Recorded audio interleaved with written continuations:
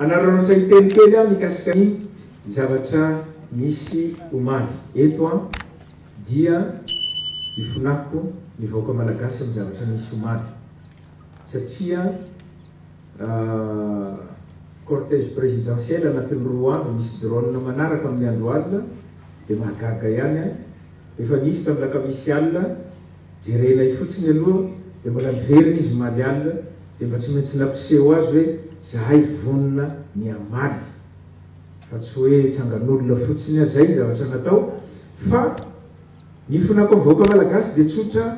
nikoropaka ny olona na eno azy iny averin'olona hoe misy rotaka ny eto Antananarivo tsisy rotaka ny eto Antananarivo miasa tsara atsika miasa ny gendarmerie ny tafika ny polisy milamy ny Antananarivo tsisy rotaka ny eto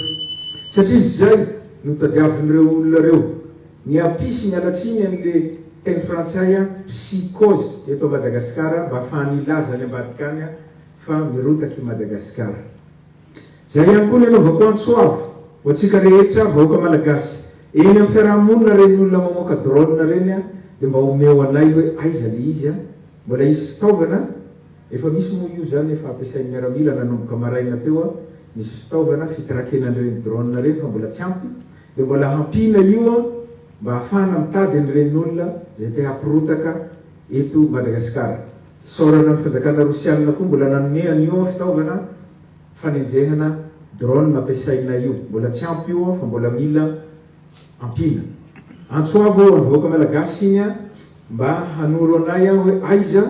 ny misy an'ireny drone reny ray zay faharoa manaraka an'izay manao antsoavo amin'ny vahoaka malagasy koa mba hiara-iasa amin'ny gendarmerie sy ny polisy sy ny tafika koa mikasika nyo olona zay very tsy hita isanandro fa fomba fiadiny daholo io hatramin'izay tsy amoronana zany fa fomba fiadiny io ilazana fa tsy milamy ny Madagasikara dia ny olona ny samborina ny olona ny vonona dia makahery anareo amin'ny gendarmerie sy ny polisy mba hitady mafy ny olona zay manao zavatra tsy mety toa io.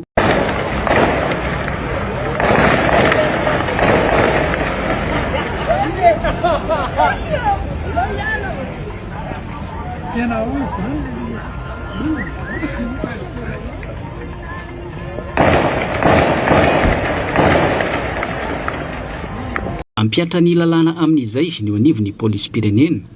ho an'ireo mpampiasa lalàna rehetra eto amin'ny faritra Analamanga tsy hisy ny fanaovana intervention ho an'ireo izay tratra tsy manara-dalàna hoy nambarany DGAPN ary tsy hanavahana na iza izany. Efa nisy fotoana nilazana fa hoe ho atomboka ary nomena fotoana ny mpampiasa lalàna rehetra na ny mpitondra fiara na ny mpandeha tongotra na ny kodiaran-droa na hoe isy atomboka amin'izay le fisavana sy fampiarana amin'ny lalàna amin'izay mandikana dia ny omana teny efa nampimanina ny olona zay koa ny omana koa satria tsy maintsy miomana koa zay satria misy zavatra be dia be koa ty aminay polisy pirenena misy zavatra tsy lavorary dia nisy ny fampifanana natao teny amin'ny tale ny fampifanana ho andreo zay olona etetina hanao nantanteraka ny asa fanaovana ny porte de la route eo zany hoe ametraka amin'izay ny mba tsy hiseny tsy fanarahan-dalàna intsony fandrovana raha teo koa moa zany zao dia mba samy aiky an'izay io mba samy anaiky ny tsy fandekan-dalàna tsy hisy intervention azoro ny toe-tsaina hoe anao intervention iantso any na ny antso any zany hoe raha miantso azy zany na olo fantatra aza dia tsy azo rariny aty amiko aty raha nao fandekan-dalàna izy fa aloha lalàna ampiarina aminy zany tsy hananana havana zany rehefa ampiarana ny dalàna fa kosa hijerevana kosa nefa rehefa ampiarana azy maha-olombelona satria olombelona any ny ampiarana azy fa tsy biby samy manana ny sokajiny ireo fanasazina na ho an'ireo fiara na ny kodiaran-droa izay mandika lalàna arakaraka ny fandikan-dalàna anisan'izany ny fampidirana andalam-pamonjana sy ny fisintomana ny fahazoan-dalàna mamily ho an'ireo mpamily. Le olona tsy manara-dalàna dia sazina araka ny lalàna efa mazava le fandehany teo ny lalàna amin'ny fifamoivozana dia efa nanazavana metraka tsara rehefa forera tsisy forera papier zany tsony olona ny infraction anao ve mandika lalàna dia mandehandeha eny ianao dia alohanao le amande dia indray ianao mandeha rehefa forera mazava ny voalazany lalàna 3 ka hatramin'ny 10 andro ny fonjaina mety ho 3 andro mety ho 10 andro ny 10 andro selon la gravité de l'infraction. L'officier de police judiciaire nous mametraka an'izay hoe 3 andro ny ametraka anao sa 5 andro ny menanao sa 10 andro ny menanao efa mazava tsy misy kabary ary ho afisiena eny amin'ny bureau des amendes rehetrarehetra izay zavatra izay hoe reto daholo ny mahaforery immobilisation rehefa mamanao mitondra fiara atao inona koa ianao sazina mena fiche de contravention dia mbola saina manao mitondra n'le fiaranao ihany mijanona amin'ny fiara mitady olona hafa manana permis mitondra ny fiara io fa ianao koa salaina ny permis anao zay le retrait permis de conduire misy commission dia mety tsy hitondra fiara itsony ianao ao anatin'ny fotoana voafetra zay tarehan'Andriamatoa préfet moa na chef district no mitarika an'izay commission zay. Ireo fiara fitateram-bahoaka sy ny kodiaran-droa no tena ahitana zay tsy fanaran-dalàna zay hoy nambarany DGAPN. Eo ihany koa ny fitaterana bisikileta izay anisany tsy manara-dalàna. Fitaterana rehetra za koa misy daholo na ny kodiaran-droa na ny kodiaran efatra na ny bisikileta. Bisikileta zany hoe voalaza ny lalàna ary mbola tsy aborizay mandraky ny androany hoe double montée tsy azo atao e. Lalàna mbola misy eny zany mbola tamisao mbola any zany nefa moa nateraky ny fiarahamonina tao sy ny zava-ranisy tao anatin'ny fiarahamonina nahatonga ny bisikileta mitondrana olona. Re tao anatin'ny Covid ary tadidiko tsara ny poira ny moto taxi moto sy ny taxi bisikileta. Re tamin'ireny fotoana tsy azo nandeha ny tomobile dia nitondra bisikileta n'olona dia teo niforona ho azy tao zany reny fitateram-bahoaka reny fa raha an-dalàna misy tsy tokony mitondra double montée ny bisikileta fa tokony bagage entana no entina amin'igny afara fa amin'izao ny antsika misy goniny raha eo aloha dia misy gony dia mbola mitaingina ambonin'ny gony koa dia olona ambonin'ny bisikileta. Manao gilet pade ireo polisy manao fisavana ary misy karazany 3 izay gilet izay tsy voatery ny taratasy mahakasika ny fiara sy ny fahazon-dalana mamily ihany no anaovan'ireo polisy de la route fisavana fa eo ihany koa ny fitsirihana ireo entana sy ny fiara mba tsy hitera-doza. Ohatran'ireo mandalo frontière reny no misy an'ilay contrôle ao zay dia io olona manao contrôle io dia polisy manao gilet mavomavo manana badge ohatran'ny ty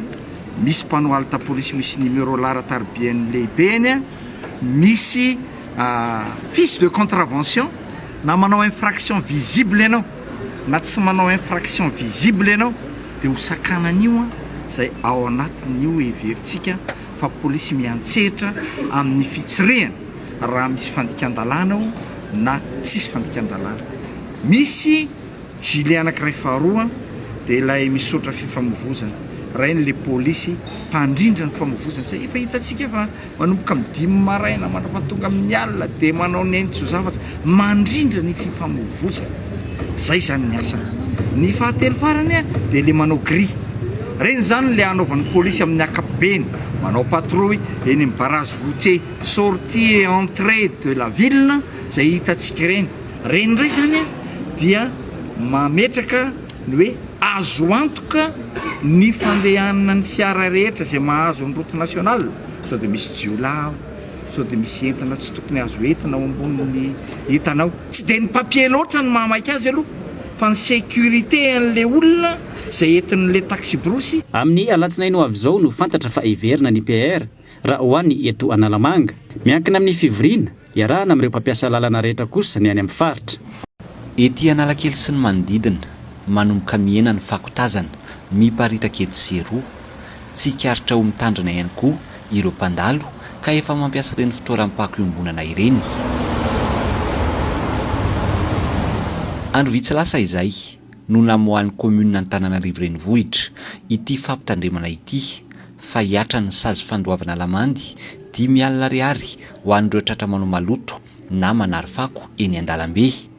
Manomboka hita ny fiovam-pietsika eo amin'ny reponina na mbola ao anatin'ny fanentanana sy fampahafantarana ny code municipal d'hygiène eny anivon'ny boribory-tany ary ny commune amin'izao fotoana izao. Rehefa teny iroso amin'ny fanasazinda mba hialana amin'ny mety ho fisolokiana amin'ireo mitaky ny lamandy